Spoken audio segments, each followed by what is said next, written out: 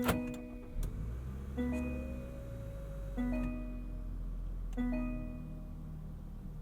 guys, today we're driving the 2022 Mitsubishi Outlander SEL all-wheel drive.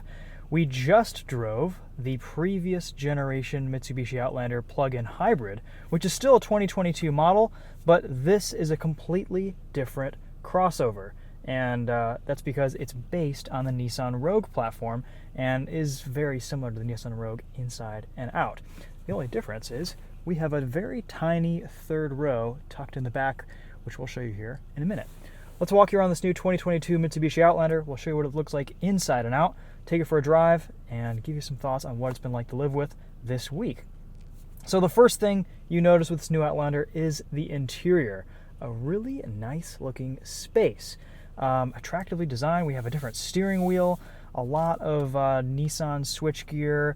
This new Mitsubishi Outlander is a bit of a checklist for what anyone could possibly want out of their new crossover. We have a heated steering wheel, a bunch of different drive modes that showcase some off-road capability.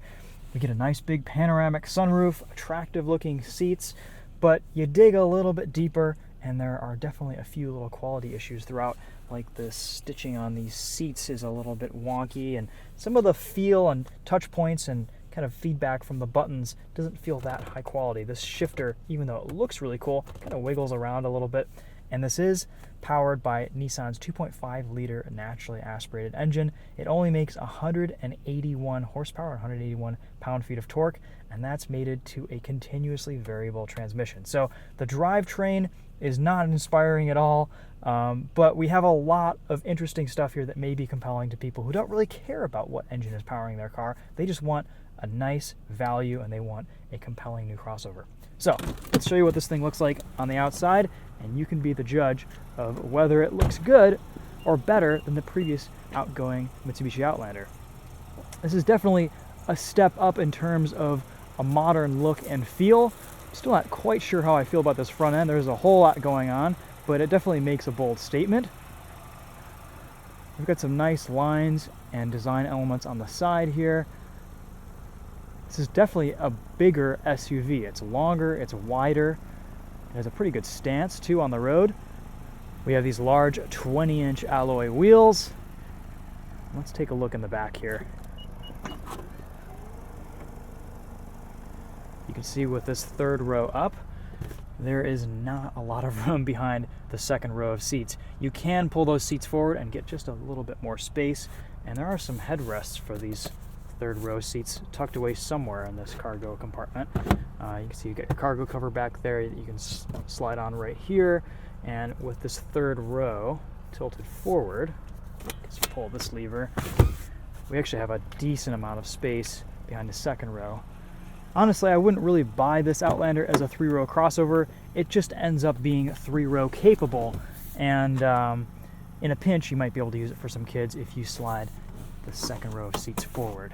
You can adjust the backrests on the second row of seats to a number of different positions. These seats fold down easily enough, and you can get a pretty flat loading floor from back to front if you want it. Let's see, to bring this back up, we pull that strap, and you can adjust the backrest accordingly. Very cool. We get a rear window shade, auto up-down windows on all four corners, which is, I think, an overlooked feature in a lot of cars these days, and pretty high stadium-style seating in this second row here. As you can see, nice looking interior. I like the design direction that Nissan and Mitsubishi went with this new car. This Mitsubishi Outlander starts at around $34,000. As equipped, this is about $38,000. It has the SEL Premium Package, which adds a heated steering wheel, a few other features. We'll list those in the description. Getting in and out of the rear is actually pretty easy. Nice ingress and egress. Let's see what else we've got back here. Mitsubishi's been putting some really fun stuff in the back of their cars lately, but I think really all we have back here are headrests. No emergency kit, no survival kit of any type like we had in the Outlander plug-in hybrid. You can't see it too well in broad daylight, but at night there's a very nice Mitsubishi logo projected down there. And the puddle light, actually in full color. It has a little red surround, which is pretty cool. Give you guys another view of this second row back here. You have climate control, heated seats, all the good things that you would want. Let's take a look under the hood here. Don't know where the hood starts. Here we go. There's that 2.5 liter dual overhead cam 4-cylinder, rated for 26 miles to the gallon combined, and like I said earlier, 181 horsepower and pound-feet of torque. I think overall the design on this works. It's different, it's a little bit funky, but it has a nice confident stance and a little bit more of a presence on the road than the previous generation Outlander.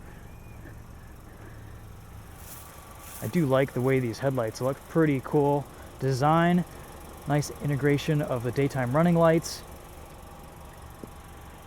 All right, let's hop inside and then we'll take this thing for a drive.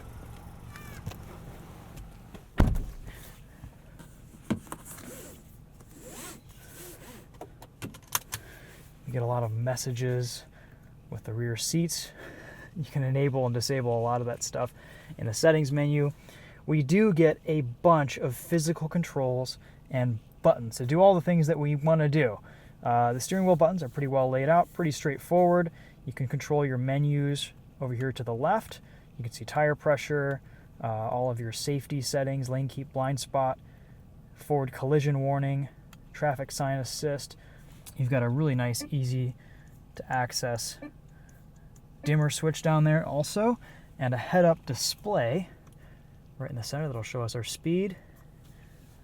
We have wireless Apple CarPlay, and I don't know if there is wireless Android Auto, but there's definitely wired Android Auto.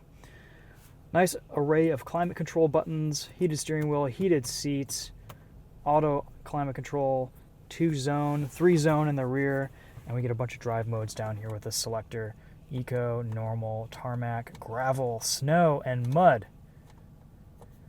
Just don't take your Outlander into the sand. CVTs don't tend to do well at all in the sand.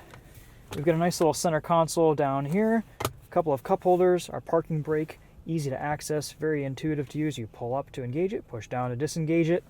Wireless charging, a USB Type A and USB-C port, and a little light to show you if your phone is charging down there, which is very nice. Menu kind of acts as a home button for the infotainment. You can see all of your info, and in typical Mitsubishi fashion, we kind of have this older font. Got all of our radio settings here. We can see the weather, traffic, fuel prices, the time. Let's go into Apple CarPlay and we'll probably just leave it there for now. We have a very nice looking reverse camera and 360 cam. High res, works well at night. We can even go in and adjust the brightness of this display. We have a day mode, an auto mode, which seems to be working quite well. It's getting a little bit darker out tonight, so we'll dim the gauges slightly.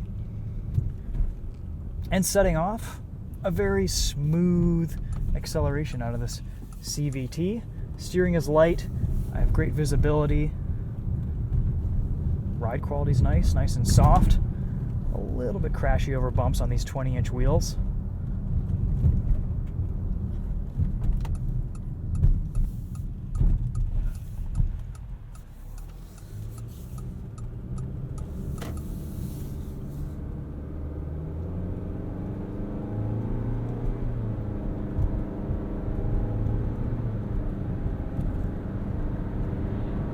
When you're just accelerating normally, this engine can feel a little bit stressed sometimes, moving the weight around of this Outlander.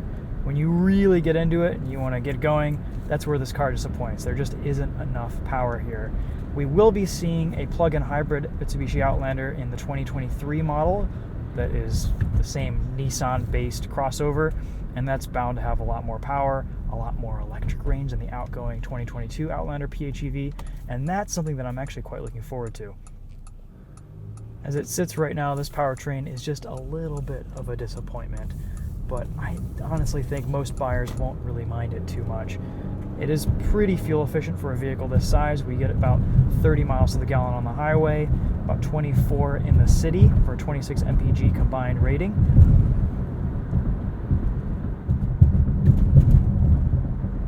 There is quite a bit of impact noise and NVH over bumps on these 20-inch wheels.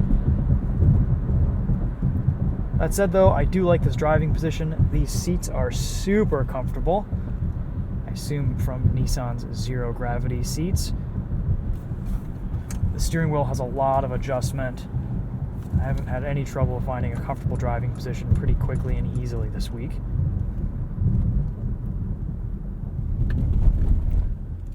I do like some of the surfacing that's in this new Outlander. This piece right here, the way it contrasts with the rest of the dashboard, is pretty nice. And even though we get some gloss black plastic down here, we have this almost like metal look to kind of break things up a little bit. Let's head onto the highway and see how acceleration is on an on-ramp. For the most part, the power level here is just fine in city and lower speed environments, but once you get up past 70, 80 miles per hour, this thing starts to feel a little bit sluggish.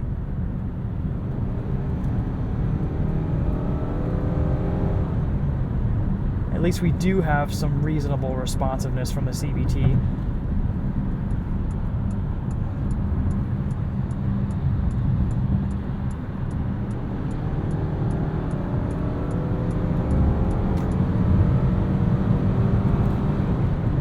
Definitely quick enough to get around traffic, but the way it goes about delivering its power makes the engine feel a little bit stressed, and you're seeing a lot of high revs with just a little bit of acceleration pretty often in this car. The plug-in hybrid Outlander from 2022 or 2021 had a little bit more of a satisfying shove to it.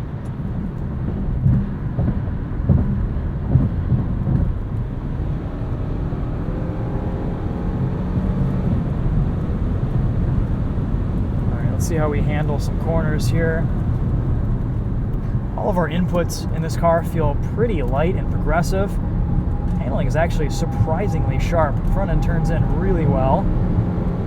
Super predictable.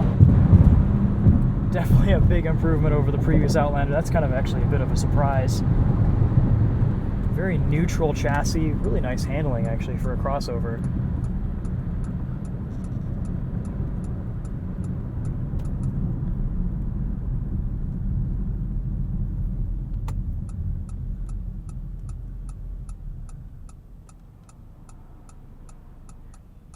Everything in here seems pretty responsive, even the way these drive modes change and the graphics that are displayed.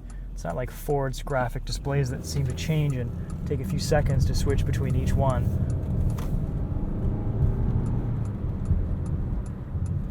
We have a few simulated shifts here from the CVT, and we even get paddle shifters on the back of the wheel, which is interesting. One thing I will give credit to with this CVT is that it has pretty good acceleration off the line. In the old days with old school CVTs, you used to have pretty much nothing until about 10 or 15 miles per hour, and this seems to put its power down pretty well around corners. Haven't driven this in any inclement weather, but with the super all-wheel control, I'm sure it does a pretty nice job distributing its power. Overall, I'd say that this powertrain is just adequate. Nothing really more to add to that. All right, so how can we sum up this 2022 Mitsubishi Outlander SEL Super All-Wheel Control? What a name. Well, I think upon first impressions, this is a pretty nice looking and impressive car.